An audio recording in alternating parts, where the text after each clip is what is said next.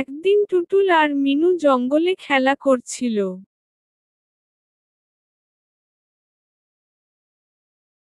তারা ফুল তুলছিল আর ছোটখাটো দৌড় প্রতিযোগিতা করছিল।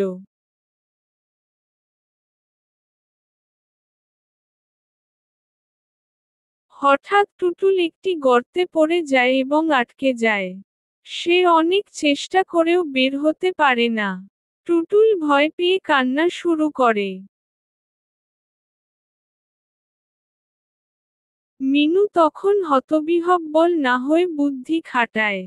সে গাছে চড়ে আশেপাশের পাখিদের ডাকে।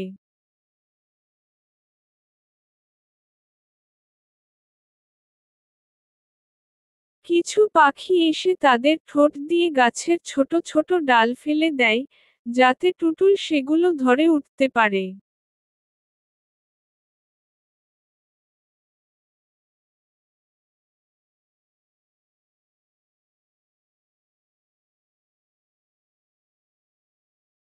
টুটুল উঠে আসার পর মিনুকে জড়িয়ে ধরে বলে, তুই আমার সবচেয়ে ভালো বন্ধু।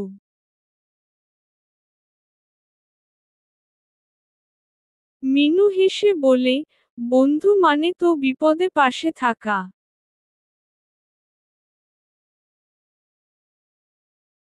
এরপর তারা আবার খেলা করতে শুরু করে, কিন্তু এবার তারা আরো সাবধানী হয়। শিক্ষণীয় বার্তা: এই গল্পে শিশুদের বন্ধুত্ব, সহমর্মিতা, দলবদ্ধভাবে কাজ করা এবং বিপদে সাহস না হারানোর শিক্ষা দেওয়া হয়েছে।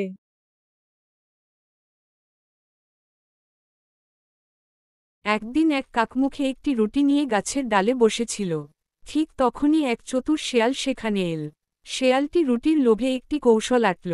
সে কাকের দিকে তাকিয়ে মিষ্টি স্বরে বলল, ওহে সুন্দর কাক, তোমার কণ্ঠ কত মধুর, যদি তুমি একবার গান গাও, তবে আমি ধন্য হব। কাকটি শেয়ালের মিষ্টি কথায় বিভ্রান্ত হয়ে গান গাওয়ার জন্য মুখ খুলতেই রুটি নিচে পড়ে গেল। শেয়াল রুটিটি মুখে তুলে নিয়ে বলল, ওহে কাক, তোর গলা হয়তো মিষ্টি নয়, কিন্তু রুটি বড় মিষ্টি ছিল। এই বলে শেয়ালটি রুটিটি নিয়ে পালিয়ে গেল। হতভাগা কাক কৌশলী শেয়ালের ধোকায় পা দিয়ে অনুশোচনায় ভূগোল। নৈতিক শিক্ষা: মিষ্টি কথায় ভুলে কখনোই বোকামি করা উচিত নয়।